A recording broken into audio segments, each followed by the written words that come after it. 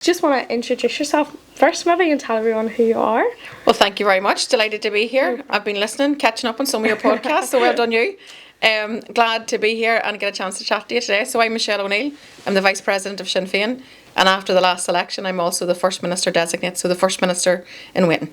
Brilliant. So thank you so much for talking to us today in the approach of International Women's Day.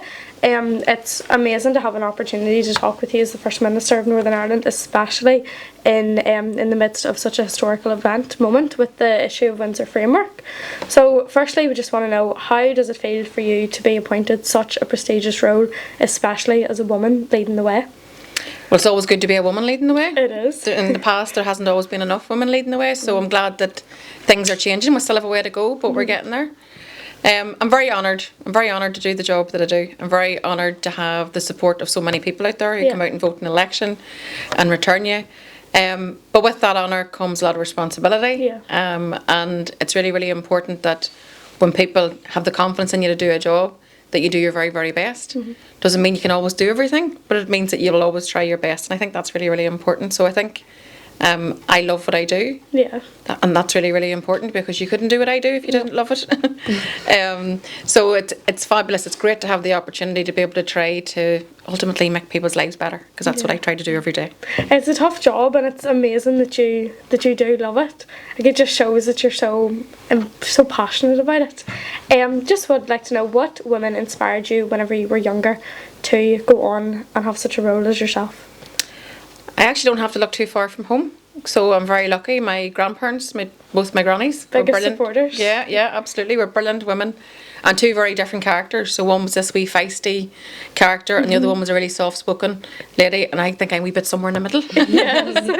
And I very much look towards them as, two women that held their families together, who came through their own struggles, and who were able to, do their very best for their families. So I think I take great inspiration from the kind of women that they were, but also my own mummy. My own mummy was absolutely pivotal to where I am today, helped me to succeed.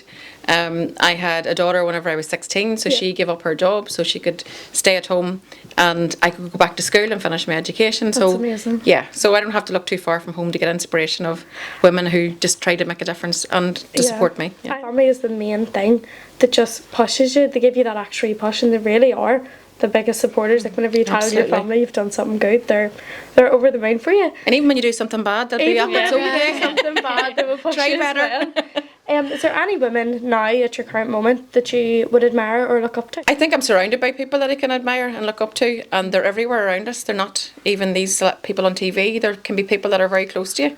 Same way as the women that I take inspiration from. So when you look across all of our communities, you'll see women involved in youth work. You'll see women, just they're holding the whole community together. And they're probably the unsung heroes, the women that aren't necessarily spoken about. And then on a political level, I have the pleasure of working with so many people, and I look towards Nicola Sturgeon in Scotland, who's just recently announced that she's going to step down. But she's been someone again who's led the way, because she is someone who has been the longest serving Scottish First Minister and the first female ever to do the role. So as someone, and I myself have been the first female mayor here in Dungannon. Imagine that. That's only 13 years ago. There was never a female. You started, that's where you started, that's where and I now started. you built yourself up, and now you're First Minister now. And I'm always very proud of that, because that's one of my firsts.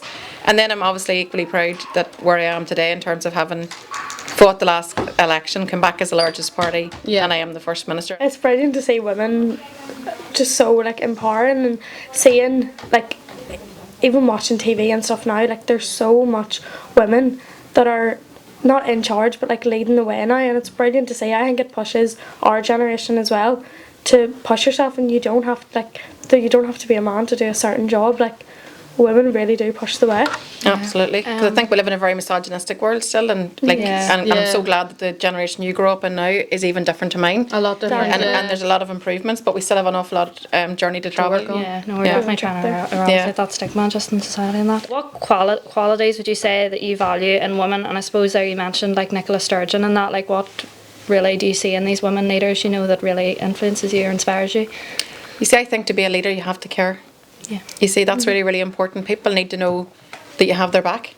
and that you're going to try your best for them. Yeah. And I admire people who are prepared to step forward, even in difficult climates, step forward and actually be prepared to lead. Yeah.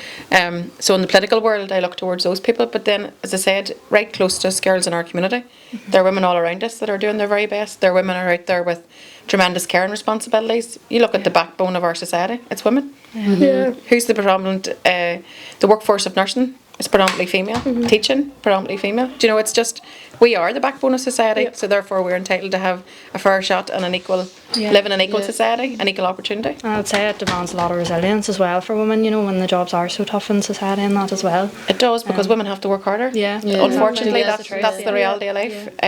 It shouldn't be, and we have to keep breaking down those barriers and challenging those things. Yeah. But if we don't take on the misogyny and that sort of underbelly that's out there in society, things will always be the way they are. Yeah. So I'm a big believer that for women, they have to see other women, and other women need to reach out for each other, put your arm around each other and bring each other up. Yeah. I think that's really, really important.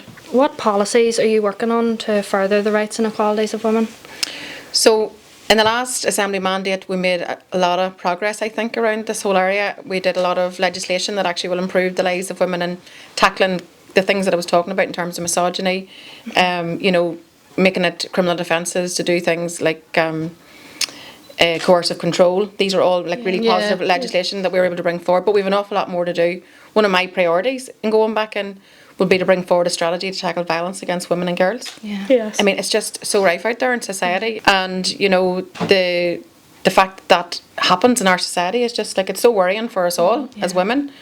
But we're entitled to be safe and to feel safe. Yeah. We're entitled to go for a walk if we want to go for a walk. We're entitled to go out in the dark and take a run if that's what we want to do. But that's not down to women to fix that. Yeah, no. That's a whole of society Outside, approach, yeah. and we need everybody to come together. So I think we need a strategy that actually takes that head on. Yeah. And that's something that I'm going to build political support across all of the political parties to come together and say, right, let's say enough's enough. Yeah. And we're going to do something about this, and we're going to have a plan, and we're going to have a strategy, and we're going to measure it, and we're going to see how successful we are. And where we get it right, great, and where we don't, we keep going back at it. That's definitely one of my big priorities for when I eventually get into the office of First Minister. No, it's really reassuring, especially like recently we were studying women's rights and religion and that, and you know, we were focusing on the fact that domestic abuse and that, like, those sort of issues have been really coming up recently, and the rates were like worrying and concerning, and all these you know, experiences that we have to study, these different case studies, you know, and everything we have to look at, and no, it's important that I think these it's something are like 1 in 4 now women would experience, you know, and I think that's just a real shocking statistic, and behind that, it isn't just a number.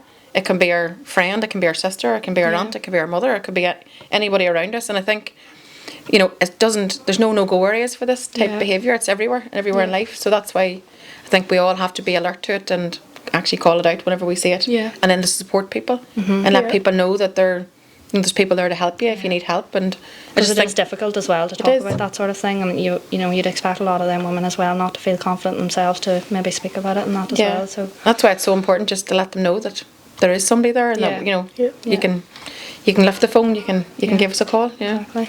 As a woman in politics, usually in a male-dominated world, what are your proudest achievements? So the world of politics is changing, I'm glad to say.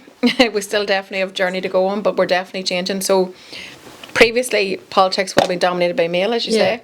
It would have been male, stale and grey. No offence to any of our male friends, but that was how politics was made up. But politics is about making decisions that impact on everybody who lives in society's life. So it can't be dominated by one gender or, you know, one race. It has to be about all of us. It needs to reflect society. So particularly whenever it comes to gender, but I think there's been huge strides forward.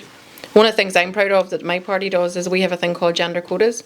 So if you're starting 2 candidates for an election, you're not allowed to put forward 2 men. Yep, It has to be one one each. I think that's something that, it's things like that, gender quotas, that'll actually fix the problem. Starting somewhere. You have to and start now somewhere. Yeah. People look at your party, for example, and see that you're doing that now, and maybe they'll follow suit. Yeah. Then, So over 50% of our MLA team are female. So we actually, That's brilliant. with more women than Yeah. men. The 2 women that lead Sinn Féin, Mary Lou McDonald and myself, yourself, yeah. are obviously women. But one of my greatest achievement, I think, is having worked hard all my life to break through into political leadership and to be at the level that I now am. And that just came because of the hard work, the commitment, because I love it, because I believe in it. Yeah. I'm a United Islander, that's what I want to achieve. But for me, that's not just about 2 parts of the country, that's about the people who live, everybody who shares this Who's island, around you. coming together. And how can we do something that's actually better for us all? Yeah. And I just think that given the journey that we have been on as a society over the past 30, 40 years, like, we have so much more to do, but uniting the people who live on this island, every single one, no matter of their background, is really, really important to me, and I'm passionate Yeah. about it. Yeah. And that's what drives me. So I'm probably most proud of How far you've got. how far I've come. You haven't got the end goal yet, but you'll. I haven't gotten in the door getting First there. Minister yet, but I'm getting there, girls. Yeah. Yeah, I'm going to get there. What do you think women can contribute to society? We're contributing a lot, but what more can you think? Well, whenever I've been asked that question before, because you try to pinpoint it down to something, Yeah. and my answer to that is everything. Everything. Because it is everything. Yeah. Yeah. Because we talked earlier there just about how They're the backbone. they're the They're the backbone. backbone. You look at the pandemic. Who was the people in the front line helping us to get through the pandemic? It was the nursing staff in the hospitals and the healthcare settings, and it was the carers, and it was the teachers who were trying to struggle with, you know, supporting pupils through Zoom. and everything else. Yeah. So we are everywhere, and I think we just bring a different style of leadership perhaps to men in terms of nearly the approach we take of not maybe being naturally carers. I think those things actually make a difference, but women make the world go round. Yeah. And will continue to. Women just have like a different perspective into things. Like Yeah. I'm trying to pursue a career in engineering, and talking to engineers at the moment and people that are hiring in the companies, they're saying that women have that eye to detail that men don't have. Even the small things like that can make a massive difference. It really does. Even in the workplace, and think about what you can do in the community or in the world, you know. Yeah. It's just that them small qualities that men might not, have, but it's But you look at it now, you're speaking to Yeah. an employer who values you Yeah. and what the skill set you're bringing to the job. So Yeah. that's brilliant. And there aren't enough women in that area, as you Yeah. said, Yeah. in sort of STEM areas and engineering. So if you take that route, good luck to you. You're going to be a trailblazer. What would you say to us as young women today, getting ready to go out into the world? I'd say to push your boundaries. You see, I remember a long time ago someone asking me to take on a political role, to take on a role, and I didn't think I was that was me. That I didn't think that I was there yet. And it was actually Martin McGuinness, and he asked me to take forward, to step into a role, and I thought, I don't know if I could do that. You doubted yourself? I doubted myself, Yeah. but he didn't. He believed in me, and he pushed me forward. So I stepped outside my comfort zone and I stepped into the role, and I think that is the most rewarding thing anybody can do, because what can happen? You'll succeed, or you mightn't. And if you don't, you're going to learn something. Yeah, and you can go again. And you can go again. Risk That- brings reward. Yeah, I really do believe that. That you have to just kind of believe in yourself every day, but to push yourself Yeah. that wee step further out of your comfort zone, because you'll never move forward if you just sit there Yeah. and just do what you know you definitely can do. How are you ever going to test yourself if you don't just push yourself that wee step forward? When me and Marcy, like, funny, in our roles as head students, like, we're always pushing the younger pupils, because there are so many opportunities in the school.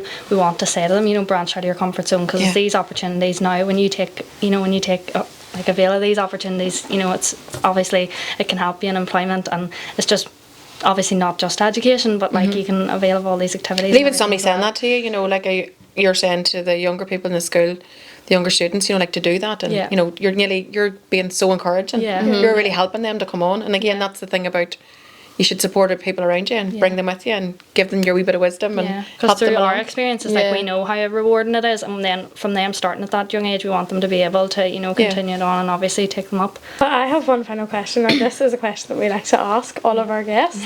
So don't be thrown off. So it's if you could have a billboard anywhere in the world, what would it say and why?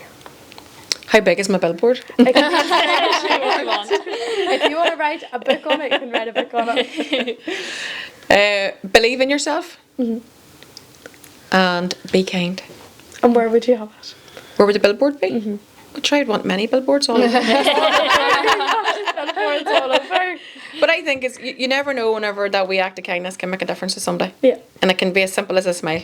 It can be as simple as, your wee bit of advice on, just for somebody to push themselves. You never know what anybody's struggles are. Yeah. Yeah. You never know what anybody has whenever they go home and close their front door. You don't know what life they lead. So I think that kindness is so, so important in life, but also get up in the morning and tell yourself that you believe in yourself. Yeah. Yeah. And there isn't anything you can't do. I think I'll say for the behalf of 3 of us, you have given us a massive sense of empowerment. The things that you've done, you should be very, very proud of yourself for it, and it's amazing. Well, that means the world to me for you to say that to me. So thank you, girls, and I've really enjoyed your podcast. Good luck with it all and whatever comes your way in the future. Thank Thank you you very so much.